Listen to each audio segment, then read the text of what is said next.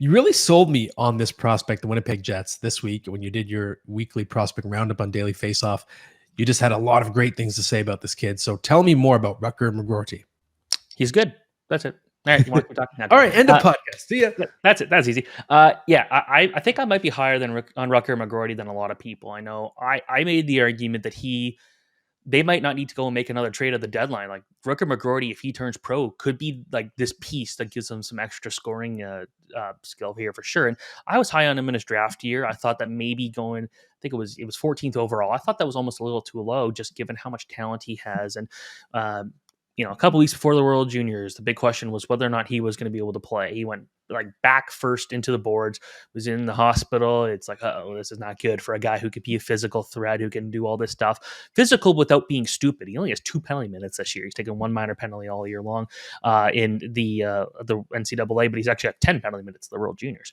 But he knows how to play at the edge. He plays with skill, with speed, with energy, all of that. He's not Cutter Gauthier level, but he's still a top 15, top 20 prospect in the NHL right now. Having a great season in Michigan. He's driving so much of the offense. He's got 34 points in 19 games. He had 9 points in 7 games of the World Juniors. But just since returning from, and obviously this will change over the next little bit, he had a 3-point debut in his first game back with the University of Michigan, 2 points the night after, and then a pair of 4-point efforts against Michigan State. Now, the first game was a 7-1 win, but the second one was a 7-5 loss.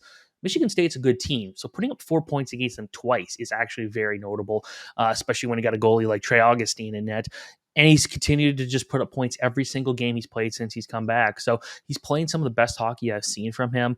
I think the fact that he is willing to go anywhere on the ice, he could play with just about anybody. Like you could throw him on there on the wing with like Cole Perfetti, and I feel like they're going to create a ton of damage. Or you put him on with Mark Scheifele, again, same thing. Like he could play with anybody. He's proven that no matter who his center has been at any level, that he's just so dynamic, does a lot of the play driving himself.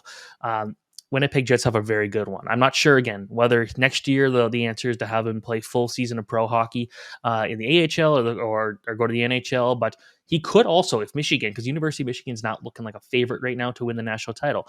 If they lose or if they come up short, does he go back and try to chase it next year when Michigan is another competitive team again?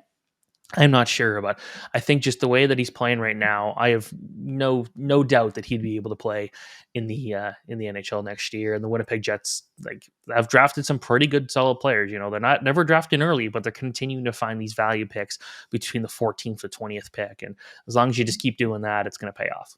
For sure. And to me, I wonder if he could have that sort of late impact like we saw with Matthew Knies coming into the Toronto Maple Leafs in the playoffs. Of course, Cale Makar did it a few years back, Chris Kreider. There have been lots of different examples. And McGroarty, to me, I'm excited because he just has the most pirate-sounding name in hockey. Yeah, Rutger McGroarty, Jack Sparrow, it's me. Like, he's just a pirate. Come on. It's funny. You're not the first person to say that, but like, look at some of the guys that he's played with in recent years: Cutter Gauthier, Jimmy Snuggerud, Logan Cooley, Redmond Savage or Red Savage. Luke Mittelstadt. He's playing with some guys with some great names. It's true. Fair enough.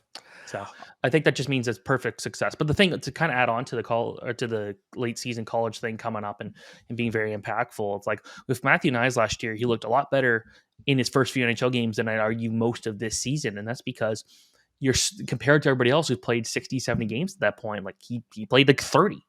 That's right. And you're also jacked because you can work out like crazy when you're in college. You're only playing like on the weekend and you can just pump iron.